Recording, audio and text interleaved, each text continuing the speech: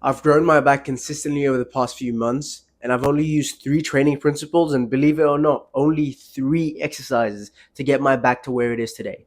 If you follow the training principles and movements, I guarantee you're going to have better back growth. So I'm going to talk about the principles first since they're the most important, and then I'm going to talk about the movements. So principle number one, the stretch. It is literally the worst thing you can do for your ego. Your ego is going to shrink and become microscopic, all right? Subatomic, fucking, I don't know. But your back's going to get huge. So for context, I love weighted chin-ups. I was doing weighted chin-ups with 57.5 pounds attached to my waist. I could get around about, I think it was 7 reps with 57.5 pounds.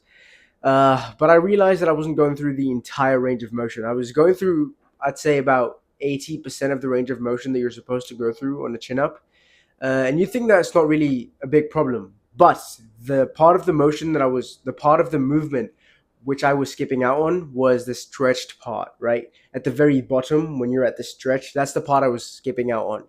And when I started to increase my range of motion, I had to drop the weight. Like I can only do chin ups with 50 pounds now. And here's the thing, I only go through, I'd say, 90% of the range of motion. I don't go into a complete dead hang because I've got a little shoulder imbalance. So if I go into a complete dead hang, then I just find it weird to complete the chin up. But imagine I dropped the weight I was using by 7.5 pounds simply by increasing my range of motion by 10%. And guess what? After I increased my range of motion, after a long, long time, my lats started getting sore again. For anyone who knows anything about back training, getting your back sore is like difficult. I mean, I up until that point, I don't think I remember my back ever getting sore. And now, obviously, soreness doesn't always mean more growth, but I mean, it's a definitely a good sign that you've hit the target muscle.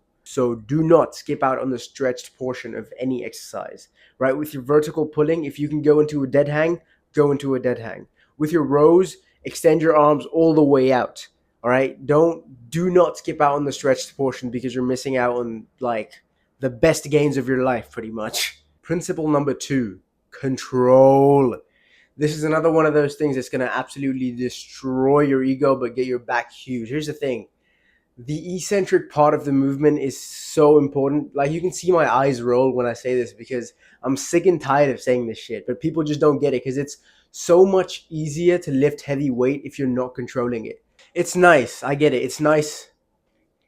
Listen, I don't want to be like a boring piece of shit. I completely get it. It's fun to be young and just mess shit up in the gym and everyone's looking at you, or at least you think everyone's looking at you, when in reality, nobody actually gives a shit about you because everyone's focused on their own workout. It's nice to just move some heavy weight around. But here's the thing, your ego is great. It's great for your ego, but it's not the best for your muscles, all right? Make the ego shrink and make the muscles grow. Control the weight. Now you're gonna have a few questions. You're gonna be like, wait, will it, am I gonna be able to not lift as heavy? Yes, you won't. Is it gonna be better for your joints? Yes, it is. Are you gonna make better gains?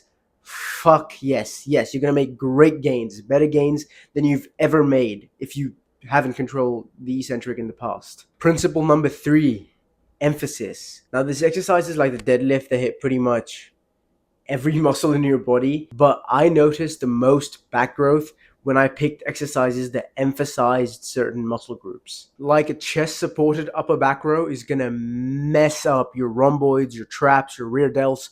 All of your upper back is gonna be messed up if you pick like a chest supported upper back biased row.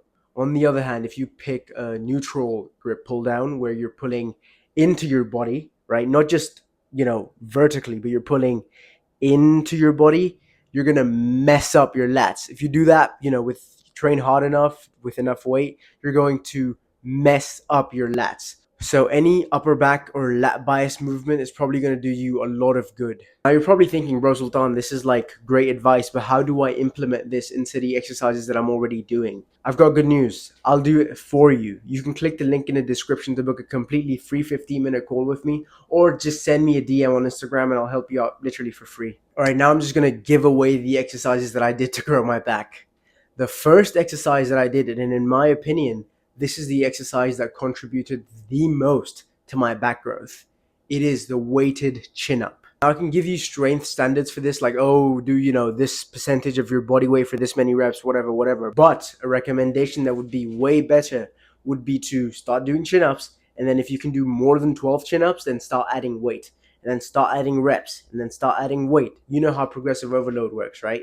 So just do more as time goes on, more reps, more weight, so on and so forth. Now, the rep range for these is actually pretty big. You can do anywhere from 6 to 12 reps, I'd recommend.